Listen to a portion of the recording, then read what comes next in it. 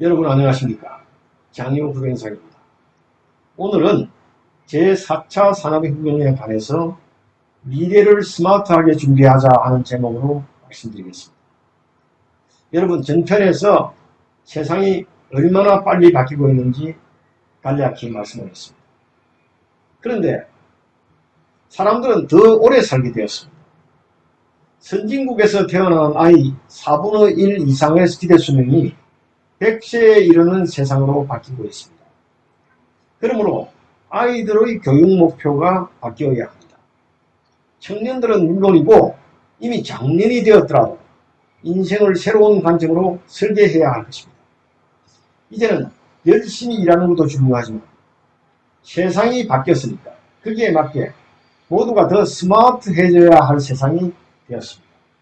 자, 여러분 기억하세요. 미친 사람이란 똑같은 행동을 반복하면서 다른 결과를 기대하는 사람입니다. 제4차 산업혁명은 여태껏 인류가 경험해보지 못한 세상이 될 것입니다. 지금 말씀드린 내용은 클라우스 슈밥이라는 사람이 쓴 제4차 산업혁명이라는 책을 교재로 해서 요약하고 살을 입힌 것입니다. 거듭 말씀드리지만 제4차 산업혁명은 여태껏 인류가 경험해보지 못한 새로운 세상입니다. 엄청나게 빠른 속도로 세상을 바꾸어 놓을 것이고 당연히 우리가 살아가는 방식이 달라질 것입니다. 스마트폰을 쓰고 인터넷에 연결된 오늘날의 삶을 20년 전에는 누가 상상했겠습니까?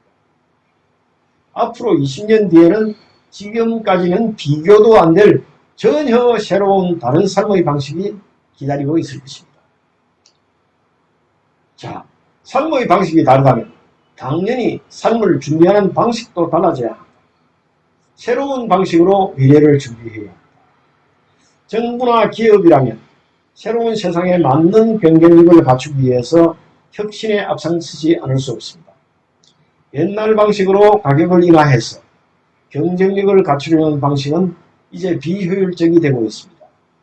대신에 재화와 서비스를 더욱 혁신적인 방법으로 제공해야만 경쟁력을 확보할 수 있을 것입니다. 그러면 개인은 어떻게 해야 될까요?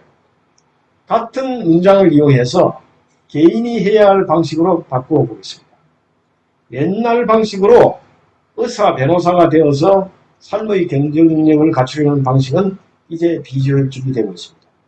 대신에 자기가 좋아하고 자기가 잘할 수 있는 방면에서 더욱 혁신적인 방법으로 노력해야만 경쟁력을 확보할 수 있을 것입니다.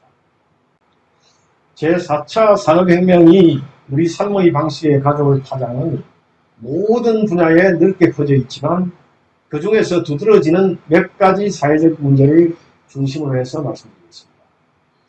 첫째, 저성장의 시대가 예상됩니다. 과학기술은 노동보다는 자본을 중시합니다. 기계가 사람을 대신하고 더 빨리, 더 정확하게 일하면 그만큼 사람이 덜 필요하지 않겠습니까? 인터넷 뱅킹이나 ATM 기계를 이용합니다. 당연히 은행 점포수가 줄고 일자리도 줄어듭니다. 앞으로 세계 경제는 구조적 장기 침체가 계속될 가능성이 크답니다. 세계 GDP 성장률이 자칫 2%대로 떨어질 수 있답니다. 둘째는 고령화의 문제입니다. 이런 가운데 고령화가 진행하면서 여러 가지 문제를 야기하고 있습니다. 세계 인구는 2021년 현재 약 75억 정도 있는데 2030년에는 80억, 2050년에는 90억 정도로 예상됩니다. 그러나 전 세계적으로 나이들이 많아지고 있습니다. 고령화는 선진국은 물론이고 중국이나 인도, 중남미, 중동, 북아프리카 할 것 없이 전 세계적인 현상이 되었습니다. 노령화가 시작되면서 젊은이의 수가 줄어들기 때문에 주택이나 가구, 자동차와 가전제품 같은 고가의 재화에 대한 소비가 줄어들게 될 것입니다. 또 인구의 많은 부분을 차지할 중장년층은 사업적 위험성을 감수하려 들지 않습니다.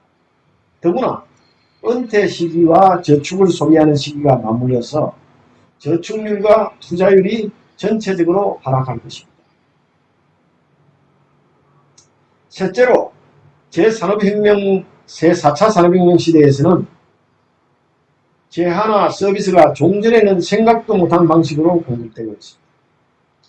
이미 일상이 되었지만은 저처럼 옛날 방식에 익숙한 사람에게는 충격이었던 경험을 소개하겠습니다. 지난 겨울이었습니다. 부산에 갔다가 SRT 기차를 타고 수서역에 내렸습니다. 평소라면 지하철을 탔겠지만 날씨도 춥고 피곤하기도 해서 택시를 타기로 했습니다.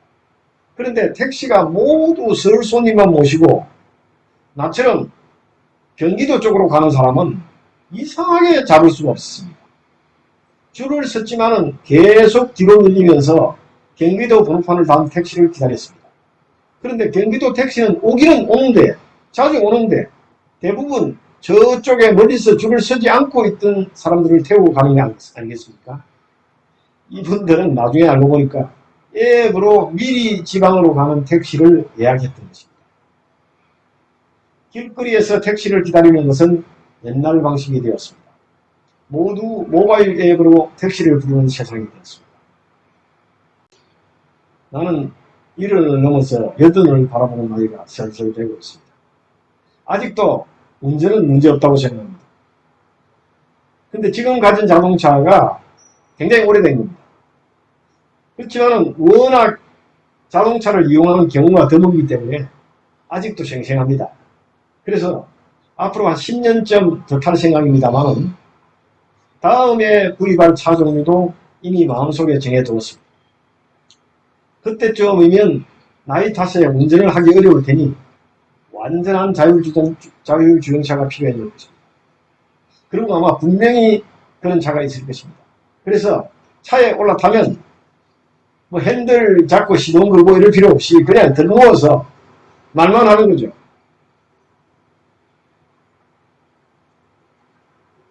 분당 서울대병원으로 가자 라고 말하기만 하면 쪼르르 굴러서 가는 자동차를 구입할 생각입니다. 여러분 감사합니다. 다음에 이어서 계속 말씀드리겠습니다. 좋은 하루 되십시오.